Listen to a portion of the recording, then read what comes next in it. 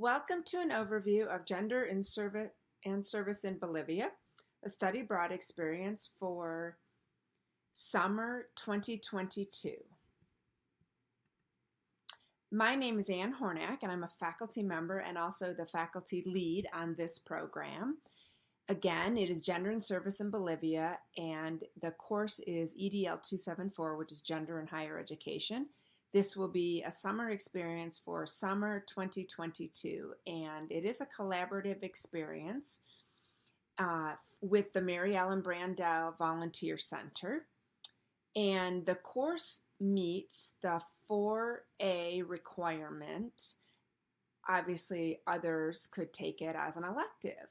But the program is really designed for undergraduate students interested in studying gender in a Latin American community through a service learning project. So I'll talk about that more as we kind of walk through.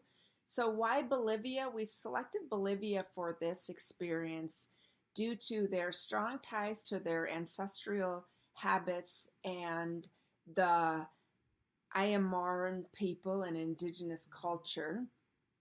And studying gender in Bolivia is really interesting because Bolivia has historically had women as their role has been in the home and not as an economic or political contributor until 1997 when they passed the gender parity law, which now states that 30% of political candidates need to be women.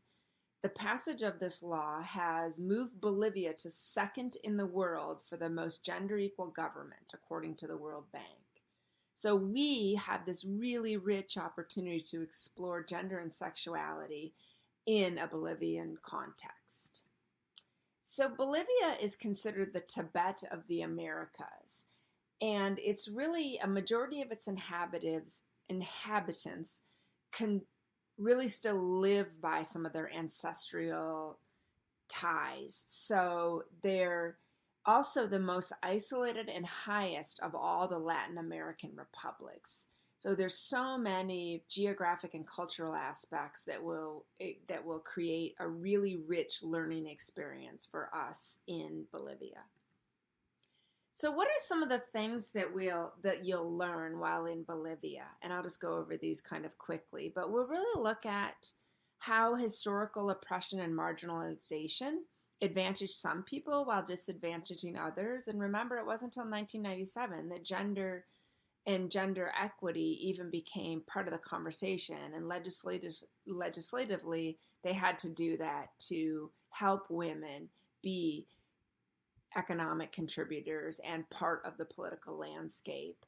We'll also be conducting an analysis of gender in relationship to power, and then the intersections of that power with privilege and oppression that are rooted in race, class, age, ability, sexuality, ethnicity, nationality, and post-colonialism.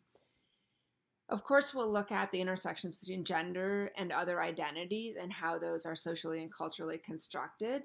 And then finally, we'll look at those critical and global perspectives. So we'll unpack this even beyond an American perspective, which you bring, this Bolivian context that we're learning in, and what does this mean for, outside of that in this complex global world that we live in.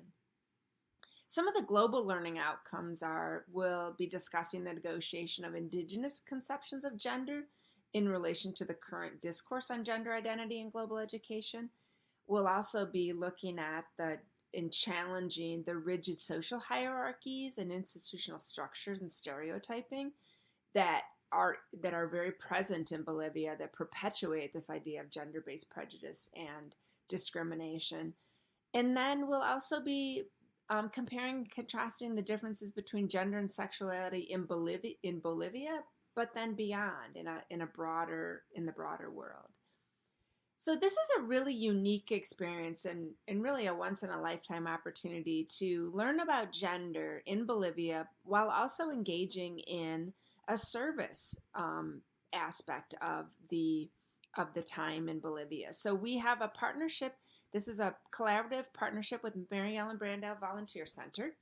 We're also working with Kaya Responsible Travel, and Kaya is an organization that has strong roots within Bolivia. So the site that we're at, Kaya has worked there for many years. So they've kind of navigated through the ethical piece of it and that idea that we're not coming in as saviors, but we're working hand in hand in tandem to make this residential home a better place.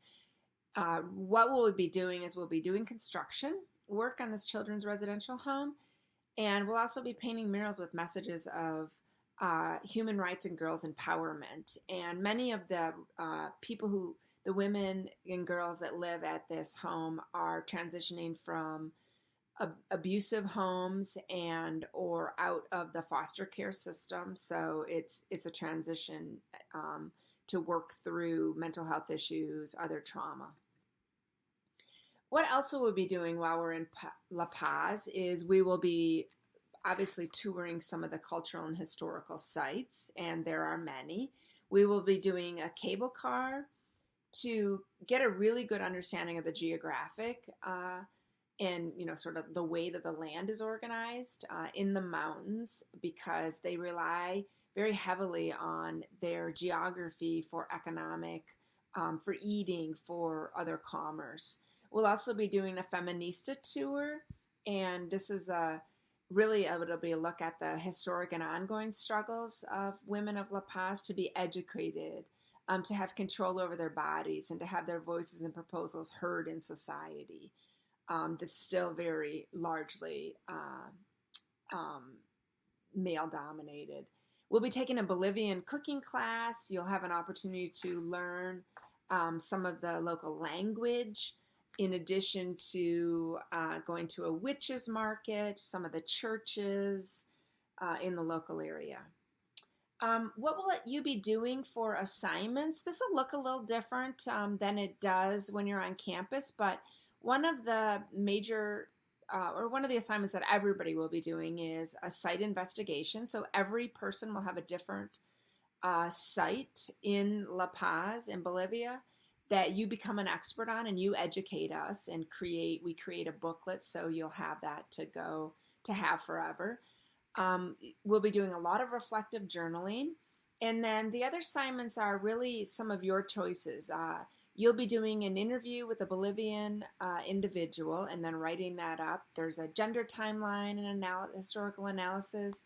And then the other one, you have choices. You could either do a book review, or you could create a reorientation action plan for how you will use this knowledge and this experience and these shifts in worldview, like when you come back to the United States. So I'm very excited to hopefully hear from you. If you have questions and are interested in getting more information, please do not hesitate to reach out to me.